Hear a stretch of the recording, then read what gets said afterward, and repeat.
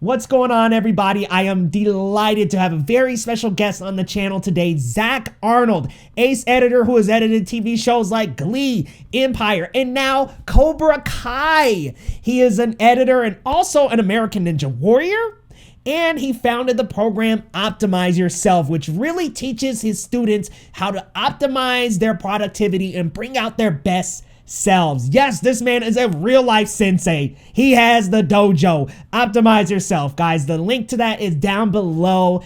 Without further ado, let's chat with Zack Arnold. Zack Arnold, it is an absolute pleasure to have you joining me today. Thank you so much for taking out the time to speak with me, man. How's your day going? My day is going awesome, and it just got better because I had the chance to talk about Cobra Kai. Never a missed opportunity to get to talk about this show and my experience on it, and I thank you for having you with me and all of your audience members that I have no doubt are probably as equally obsessed about the show as both you and I are. So yes, and we are so excited for the upcoming season because season 4 was good, so we're looking forward to season 5. But as Cobra Kai fans, I just gotta ask you, starting out, which dojo would you belong to, Cobra Kai or Miyagi-Do? All right, so I have a very complicated answer to this question, and the complicated answer is neither.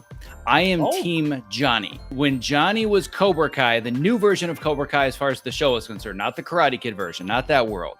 Johnny's version of Cobra Kai, I was Team Johnny. And then Johnny left Cobra Kai and he moved on to Miyagi-Fang. I'm still Team Johnny. So no disrespect to Daniel whatsoever. I grew up on the Karate Kid. The Karate Kid is my Star Wars. But in the Cobra Kai verse, I am Team Johnny no matter where Johnny goes. Oh, wow. Wait, Cobra Kai is your Star... So this is your big fandom, huh? Yes, it is. So the Karate Kid was my Star Wars growing up. I had seen the first one. I think it came out when I was maybe 5 years old. And essentially, the multitude of life lessons that I can remember my father teaching me were all told through the guise of some scene in the Karate Kid. And he used Mr. Miyagi as the way to channel my attention to actually teach life lessons. And because of that, I got very involved in the martial arts as a kid. I was involved in martial arts even through some of my adulthood until, you know, of course, the world gets in the way and you have children and whatnot. And I haven't been active in it for a while. But martial arts is a huge part of who I am as a person. It's a huge part of my personality, my work ethic, and all of that stems from the original Karate Kid. So it's a much bigger part of me than just a credit on my resume. That's amazing, because as fans, our biggest dream would be to work on our biggest fandom. I mean, if you're a Star Wars fan, it'd be a dream to be editing Star Wars or doing graphics for Star Wars. Or if you're a stan of the MCU, same deal. Tell me how you became the editor for Cobra Kai, your Star Wars. That's so exciting. So essentially the way that this all happened, it was right when season 1 came out. And for those that are relative newbies, season 1 actually came out on YouTube Red, which doesn't even exist anymore. So it was this quote unquote little tiny YouTube show. And I hadn't even heard about it. I just happened to be on YouTube for whatever reason. And because the algorithm is smarter than we are, I saw in the sidebar trailer for this new show called Cobra Kai. And my response was, what the hell? Are you kidding me? Like, how dare they? Like, this is just going to be the worst, stupidest thing ever. I can't believe somebody's trying to remake the Karate Kid, right? So it wasn't just a matter of like, or indifference. It was anger. I was angry at my response when I saw the trailer. I'm like, fine, I'm going to play it. So I watched the trailer and I'm like, this doesn't look horrible. It probably is. It's probably crap, but I'm going to hate watch the pilot. I'm going to hate watch the first episode. And then, of course, like everybody else on the planet, I watched the first 30 minutes and the next 5 hours of my day was blocked out to finish the rest of the season. And as soon as I finished season 1, I got up off the couch and I said, I am editing this show. I don't know how, I don't know when, but I will cut this show. So I started to do a whole bunch of research to find out who are the people that are involved. Relatively speaking, across the board, I didn't know anybody, but I found one person that I kind of sort of worked with for like 4 weeks on one project 3 or 4 years ago. We built a good enough relationship that I could reach out. So essentially what I did was I wrote like a 3,000 word article, not a review of Cobra Kai. It was basically, so this show is awesome, but, and then I broke down the entire theme, like all of the various themes of the show and why it was so successful. So I rewatched the entire show a second time to write this article, blocked out my entire day. And instead of saying, hey, I want a job, I said, hey, I just discovered your show. It's amazing. To show you how amazing I think it is, I wrote this article that I just put on my website. So this person then responded and said, hey, that's awesome. Glad to hear things are going well. any chance you're looking for work? And I'm like, I might just be. She said, we might potentially be looking for an editor for season 2. And at that point, I blacked out, but I'm sure I basically blacked out and got a concussion because I jumped up to the ceiling and hit my head. I was like, are you kidding me? So at that point, we were able to set up a meeting with the 3 Cobra Kai creators and showrunners. And I essentially, through various ways, was able to tuck myself into a job in that room. And I've been editing the show ever since. That's amazing. And what I love so much about your approach to that is instead of reaching out and saying, hey, I'd like a job, it was admiration, right? You wrote a full article and said, this is why I love this show so much. You showed that you loved it, but not only that, part of you that is a Cobra Kai super fan, you really inserted yourself into it and said, here's what I got out of it in 4,000 words, which is a long article. Yeah, but it took me probably 2 days between watching the show again and writing. I just basically blocked out my whole week. I had other stuff to do. Mind you, I had a whole life and I'm just like, my life is on hold for the next 2 days. I must get this article out of my head and I must get it in front of the right people because my gut says this job was meant for me. But yes, it's never about, I want something from you. It's, I think I can provide value to your world. Here's one way to provide value. If there are other ways I can make your life easier, or dare I say, even make your show better, which is a tall order. But given my level of experience in the industry, I watched season 1 and I said, this is amazing. I think I can make it even better. And I told that to them right in the room and they believed me and I followed through on my promise. What was that moment in season 1 that just hit it for you? Like that was just like, okay, I love this. Yes. So I love talking about this. So the moment that I get so excited about, and I gotta be honest, I'm a little jealous because in the 4 seasons that I've worked on the show, I have yet to create a moment that I like more than this one. So I'm jealous that I didn't get to cut this scene myself. Oh, but the moment of the entire series where I said, I have to be a part of this is where Eli walks back into the dojo as Hawk and he's got the mohawk and that music kicks in. I'm like, this is my show. Because I loved the speech that Johnny gave Eli at the time, where he's like, you can't let yourself be defined by this disability, right? Like everybody says, you're the kid with the lip. You have to flip the script. And I'm like, I get these showrunners because the work that I do in my Optimize Yourself coaching program is helping people rewrite the scripts that define them so they can achieve things they never thought they could achieve. And as soon as I saw that scene, I'm like, oh my God, I have to be a part of this show.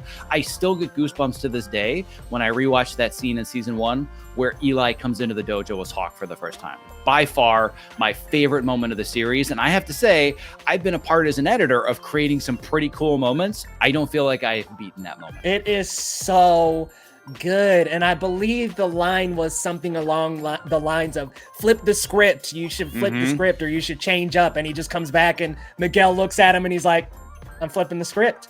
Yeah. And he's just this entirely new character. And it's such a cool, bold change for that character. Something that I didn't expect. I thought maybe he was going to leave the door and let the door hit him on the way out. But I just thought he was a character that was going to be gone, that was going to be in a few episodes. And, you know, obviously now we know 4 seasons later that he's an absolutely integral part of this entire universe. But I think for me, the realization I had in that moment is that I've worked on a lot of really cool A-list stuff. And I've told some really, really cool stories, but there's something about Cobra Kai that's a lot bigger than it being entertainment. And there are messages that come with it. And they're very similar, important messages that came in The Karate Kid. And what I loved about Cobra Kai when it first came out, and obviously it continues to do this, but I'm still talking as a fan. I'm still in the mind of the person that watched season 1. Is that like The Karate Kid, it's taking these huge life messages, but it's packaging it in such a, both an emotionally entertaining and an emotionally engaging way that it's one thing to say that was an awesome scene, but it's another thing to walk away at the end of the episode as a viewer and be like, what scripts do I need to flip? Where in my life am I Eli and I want to become Hawk? And that affects real positive impact on people. That goes beyond, this is something that I'm going to watch or binge watch to entertain myself or escape. This actually creates real meaningful change and new thoughts in your brain. And that's something that I love to be a part of. 100%. And I think you actually just answered my next question, but I'm just going to ask you real quick. What exactly about Cobra Kai do you think gets the formula right? Because there's so many reboots, there's so many remakes, there's so many revisitations of different series, and a lot of them don't end up doing well. What is that nugget about Cobra Kai that just keeps us coming back for more and really enhanced on what Karate Kid started? Yeah, so it's the shortest version of of the answer to this question is I don't know, because it's so hard to put your finger on it. But I think the easier way to answer it is what are the other reboots that aren't successful doing wrong? And I generally think it's one of two things. The first of which is that they literally just try to remake the original, whether it's a shot-for-shot remake or it's just, well, we did this thing in the 70s or the 80s or the 90s, and we just need to refresh it with new actors, but it's basically the same thing. That doesn't work. We live in a completely different world than we did in the 80s. So one approach is we're just going to redo it and bring it back and remind people it existed. That fails miserably. The other option that doesn't work is when they do the opposite and they say, we're not going to respect the original material. We're going to do something totally new, but we're going to use the name of the franchise or the character or whatever it was so that we can essentially steal an existing audience. But we don't really respect that audience and we don't respect the canon. We're just going to use it as a way to exploit it and get to and build in an existing audience. Those two extremes, I feel, are where most of the reboots live. We live dead center, where it's we respect the canon, and if it didn't happen in the original 3 films, as I'm sure you've heard the creators talk about before, they say we live in this world called the Miyagi-verse. Yep. If Mr. Miyagi was a part of it, we'll take anything from those stories and they'll be in Cobra Kai. If it wasn't in the Miyagi-verse, it doesn't belong in Cobra Kai. So they really respect the canon. And that's one of the things I love about the creative process is that we are so painstakingly detail-oriented about respecting original material. And I'll give you one really specific example. This was in the season 4 finale, where Johnny and Daniel had come up and talked to each other just before the big fight, where Daniel's like, all right, I need your help, right? And they have like their bromance apology. But there's a flashback to when Mr. Miyagi is giving the speech to Daniel about the tree from Karate Kid 3. And we literally debated, is it okay to flop the shot 180 degrees? Because of frame composition, we didn't want Daniel's face to cover Daniel's face. It's like a really simple thing that nobody ever notices. But in our minds, we are so respectful of the canon. It's like, is it okay to flop the shot? Can we do that? Like, is that disrespectful? And we're like, nobody's ever going to notice, just flop the shot. But the point is, that's the level of detail we will not denigrate the original series. So if we're pulling original footage from the dailies, which by the way is like, you want to talk about a dream project, watching the raw dailies of the crane kick from the original Karate Kid from all different angles was just like, you got to be kidding me. They're paying me right now. I'm seriously getting paid to do this. But we get to see a lot of the original dailies looking for these new little moments. And if we find something that's cool, well, okay, that's one thing. But does it actually help us further our story? Yes. So I think that it's partly we're very respectful of the original show, but it's also a totally new thing that works for a new generation. So the fact that it has, it's using older music from the 80s that's nostalgic with a lot of very current and new music that tells the themes of the story. I feel we walk that line very well between we respect the canon, but we're not remaking it. We're extending it and turning it into something new.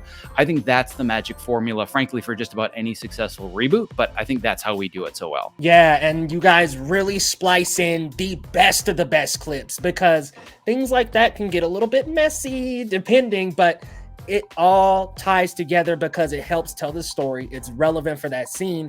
And it's nice to be reminded because as a Karate Kid fan, it's been a minute since I went back and watched KK3, but putting that in to further the story along really helps just connect the dots in this future timeline that we're in. Yeah, exactly. I mean, if we're going to go back to really digging into this question of why is the show so successful, let's use the Karate Kid 3 as an example. I have no shame in saying, because a lot of other people have said, it's not the best movie. It's not great. It does not hold up well. I remember enjoying it as a kid when it came out. Watching it as an adult, I'm like, this is not what I remembered. It's not great. So if we had decided we just wanted to remake the Karate Kid 3, I think it would have been a disaster. Let's just say that season 4 had been a remake of Karate Kid 3. It would have been awful. But instead what they did is they said, let's continue use the canon and respect the story that's been told. But all the things that Karate Kid 3 didn't accomplish, now let's do it right. And my feeling is that season 4 is largely, here's what Karate Kid 3 could have been with the character of Terry Silver. Because you could have looked at Karate Kid 3 and said, Terry Silver was a fun character and a great actor, but it didn't work out great. But instead they're like, let's turn this into what it should have been. And Terry Silver, frankly, no disrespect to anybody else on the show, he's my favorite character. Anytime I have a scene with him, I'm like, oh my God, this is going to be awesome. He is so good because he feels like the villain of the franchise. And, you know, you've got these moments of empathy with other characters, but it just doesn't really leak out with him. Terry's always conniving. He's always planning. He's always 2 steps ahead of everybody else. It is so good. And it's cool to have a villain like that in this franchise, because in season 4, they introduced the storyline with John Kreese that gives you a little bit of hope for that character. It made me a little empathetic with John Kreese, even though he was super messed up in the original Karate Kid. I still could get a little bit of empathy for him through that storyline. So I'm glad that there's like one real villain here to deal with. Now, let me ask you, the Cobra Kai dojo motto, and this is what Johnny started with in season 1, is strike first, strike hard, no mercy. How do you take that motto and how do you apply it to your editing and to your day-to-day life and in the Optimize Yourself program? Yeah, man, that's a great question. The first thing I'm going to do is steal directly from the show, and it's actually another one of my favorite scenes that nobody would ever guess is a favorite scene.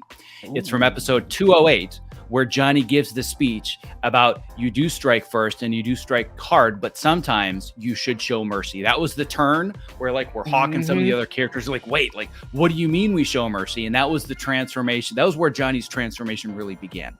I loved putting that scene together because you really became human. So I ascribe a lot more to that philosophy. But the way that I apply striking first and striking hard, whether it's in film editing, whether it's in the coaching work that I do, we haven't even talked about the fact that I've been spending 5 years training for American Ninja Warrior. It doesn't matter what it is that I'm doing. Strike first, strike hard means whatever I choose, I'm going to commit to it, right? Probably the saying that has lived with me more than anything my entire life comes from the original Karate Kid. Like I said, it's more than a movie, right? Yeah. So you can walk right side of road, okay. You walk left side of road, okay. You walk middle of road, squish like grape, right? That basically says you've got to commit to something. You want the right side of the road? Awesome. You want the left? Great. If you're in the middle and you're not committed, life is going to squish you. So whatever it is that I choose to do, I commit 100%. 3 minutes before we started this podcast, you were not even a thought in my mind. Has nothing to do with you. My attention and my presence were somewhere else. From the moment we connect until we're done, I am 100% committed to making this the best interview you have ever done. And people saying, who was that guy? And as soon as we disconnect, I'm moving on to something else. But whatever I do, I commit. So striking first and striking hard means I'm going to commit to it. And I'm also going to do it without hesitation or fear, right? And I'm not saying you need to be fearless. You need to be willing to embrace the fear that is within you. So for me, as somebody that spent 5 years transforming from no real athletic ability and a dad bod to now training and competing on American Ninja Warrior, I've had to confront hundreds of fears. And it's all about what is the manageable version of that fear that I'm willing to uncomfortably commit to. And then as I do that, it's called exposure therapy. It becomes less and less scary. So then as soon as that happens, I find something that's scarier. And I just keep doing it over and over and over. So I believe in doing those first two things, but I don't subscribe to the no mercy philosophy, not only towards others, but also towards yourself. Because I feel that a lot of times those, especially like me, that are very type A and very ambitious, they don't give themselves any slack. Anytime I'm resting, I'm lazy or I'm weak. And sometimes that recovery and that rest is necessary for you to be your best. So I don't subscribe to no mercy. I subscribe to you want to go in as fearless as you can and embrace that fear. And you want to commit. But it's okay to have mercy on others and on yourself because it means being the bigger person. Speaking on the Ninja Warrior bit, I mean, you went from Eli to Hawk in that example that you were saying. I flipped the script. Exactly. Which is why that resonated with me so much, because I saw the first season of Cobra Kai in 2018, which was 6 months after I started my Ninja Warrior journey. And my biggest struggle was flipping the script from, you know, I'm almost 40, I'm a dad, I've got kids, I'm not an athlete. What am I doing? This is stupid. To, you know what? I need to flip the script. That's really where it all started for me. So that's why they're so intertwined. Everything that I do, it's all intertwined within the same idea of let's help each other realize our full potentials. That's amazing. Let me ask you, a little off topic of Cobra Kai, what inspired you to start the American Ninja Warrior training? That's super cool. Yeah, so my ninja story is a picture that I want to paint as vividly as I possibly can. The year 2017, I essentially call my lost year because at the very beginning of it, I suffered the worst case of creative burnout I've ever experienced in my career. I'd been working really hard on multiple shows before that. I was just in the process of beginning to build the Optimize Yourself coaching and mentorship program and building my podcast. And so many things were coming together at once. And I was showing absolutely no mercy. I was working 20 hours a day, sleeping 4 hours a night, and my body and mindset, I'm done. So the majority of 2017 was kind of a lost year of productivity. I essentially took a couple of jobs just to make sure I could still pay my bills. But otherwise, it was a lot of sitting on the couch and watching a lot of TV. So all that's the pretext to imagine me, give or take 20 or 30 pounds heavier with absolutely no muscle tone whatsoever, reclined on my couch, giant bowl of popcorn on my lap, and the bowl of popcorn interspersed in the popcorn was an entire bag of Oreos. That was essentially what I would call any given Wednesday at the time. And at the same period of time during 2017, I was introduced to the show American Ninja Warrior. For years before that, I had been training for Spartan races and been training for Tough Mudder competitions, not as a competitor, just like running the race like a weekend warrior. Mm-hmm. And that was one of the reasons I got burned out, was I was doing that too much as well. But I had kind of had the seed plant, and this is my thing. And multiple people would say, oh, you should be an American Ninja Warrior. And I'm like, what is that? Like, I thought it was another version of Wipeout. Like Wipeout was just, people that essentially are bouncing around on stuff for entertainment value and getting sprayed in the face with foam. I'm like, it's not my thing. But then somebody passed me along a clip from American Ninja Warrior. And for anybody that watches it that's an OG, it was from either season 6 or 7 of this little tiny gymnast named Casey Catanzaro, who was maybe 100 pounds soaking wet. And she was the first female to ever get through the entire qualifiers course. And until about a year ago, nobody else had achieved that feat. And I'm like, wait, this is what Ninja Warrior is? I had no idea. So I started to binge watch it. And we go back to this moment where I'm reclined on the couch, big giant bowl of popcorn interspersed with a bag of Oreos. And I looked at the TV, and I'll never forget this moment. I said, I can do that. I can't do it now. I totally could not do this now, but this is so me, and this is my thing, and I'm going to do this. So I just let the seed kind of fester there for a little bit. And I remember over the holiday break at the end of 2017, I sat my wife down, literally right behind where we are now on this couch. And I said, I've got a crazy idea. And because I've said that before, she's like, okay, what is it now? And I said, I think I want to become an American Ninja Warrior. And her response was, okay, yeah, that makes sense. And that was it. So starting January 1st of 2018, it was a long, slow, grueling process of how do I change every single lifestyle habit, every mindset, every limiting belief, every script in my head that said that I couldn't, and how do I slowly confront all of that so I can flip the script and I can become a Ninja Warrior. And it's still a journey. It's still a process. I'm on year 5. I've competed on the show twice, but what most people don't know is that they run more than twice as many people that air on the show.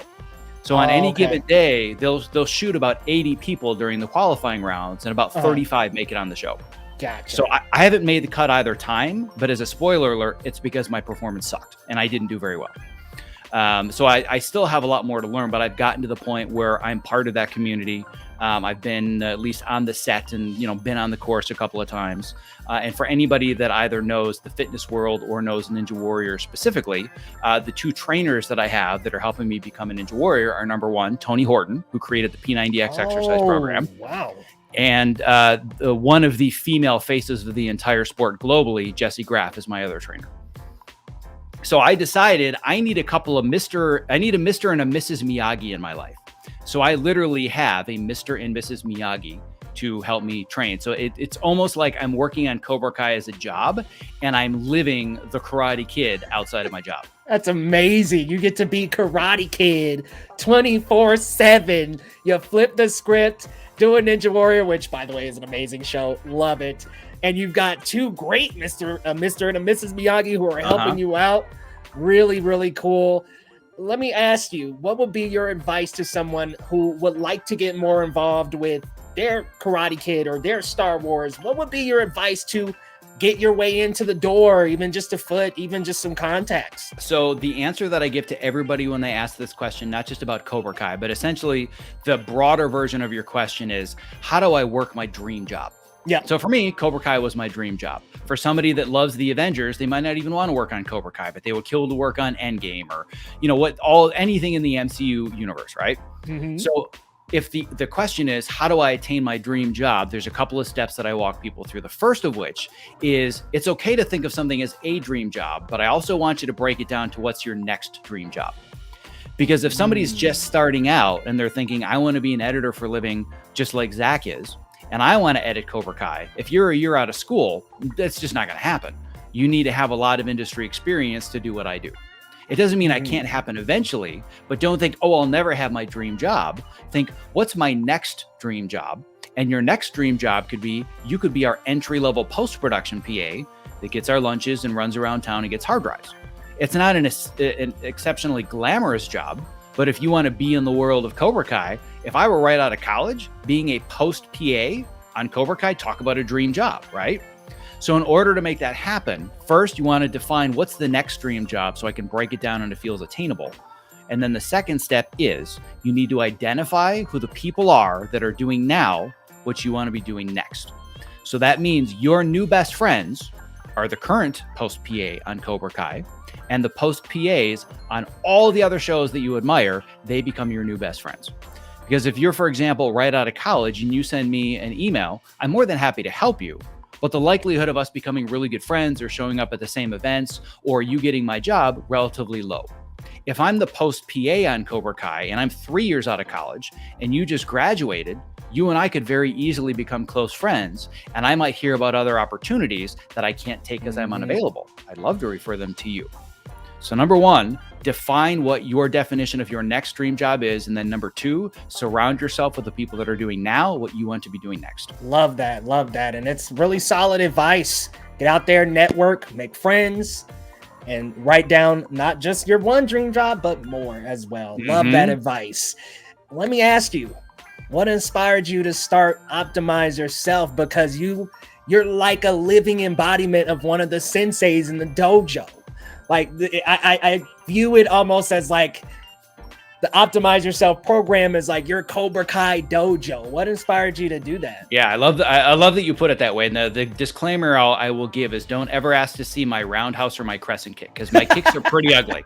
I'm pretty good with my hands and good with grappling and whatnot. My kicks not so much. So it certainly wouldn't look like I could run the Cobra Kai dojo. But it's funny because the way that I coach and the way that I teach is very, very similar. A lot of the themes and ideas in the show are very similar things to I teach, which is again why there's so much synergy.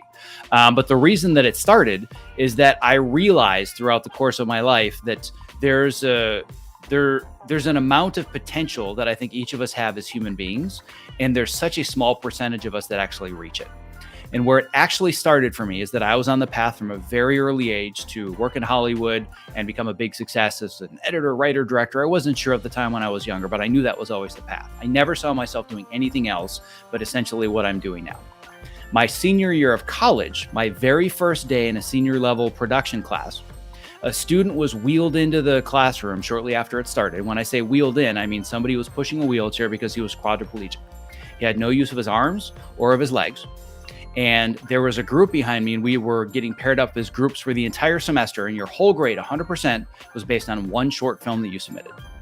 And those kids behind me whispered and like, oh my God, I hope we don't get stuck with that guy in our group. And that triggered something in me. And that just made me mad. And to this day, I don't know what it is about me or how I'm made up or wired, but that just made me mad. So the first thing I did during the break is I approached him and I said, I know you don't know me. I don't really know you. I don't know kind of what's going on, what you're capable of. Come join our group. Let's figure it out. That one decision has changed my entire life. And I will tell you why. His name was Christopher Rush, and he became one of my new best friends to this day. As a spoiler alert, he had muscular dystrophy and he did eventually pass away, so he's no longer with us. But this was a long time ago. And the reason I bring that up is because I learned at his funeral that not only was he just a cool guy, he was the first quadriplegic to ever become a licensed scuba diver. And he did it when he was like 14 years old. And that flipped a switch in me where I said, I am not even remotely confronting any of the fears in my life or working towards what I believe is my true potential. At the time, it was just all about work. It was all about success, get credits, make money. And that flipped a switch in me where I said, I think I can become something else and I can become something different. So that led me down the path for 8 years of creating a documentary film all about his life and all of his accomplishments, but more importantly, his philosophies that allowed him to overcome his obstacles to achieve any goal that he wanted.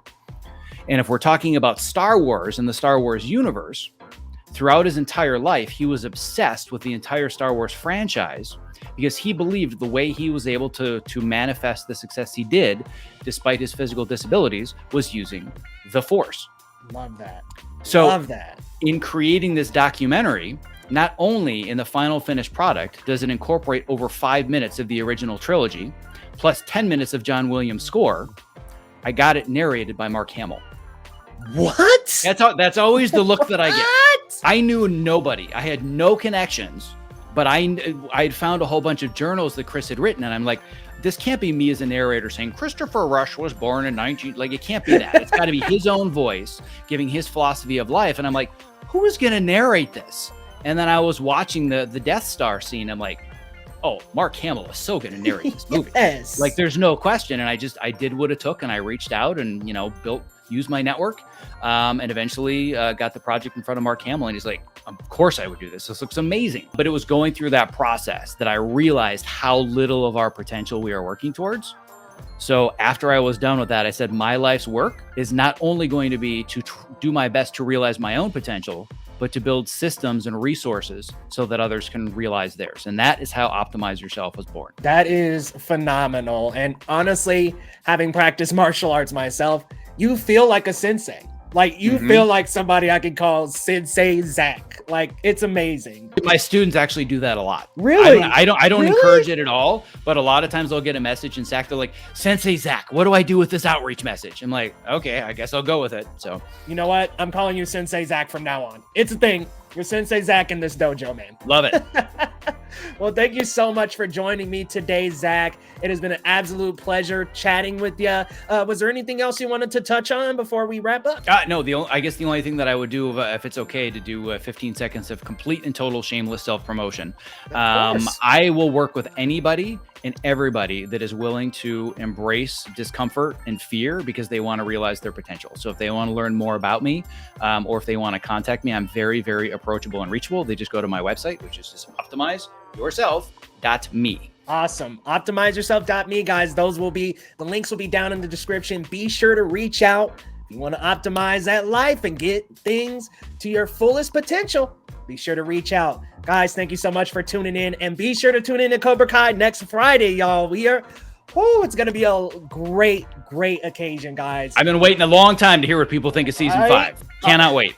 Okay, I got to ask you, if you're allowed to talk about it, is there like one amazing moment of season 5 that you just are excited for people to see?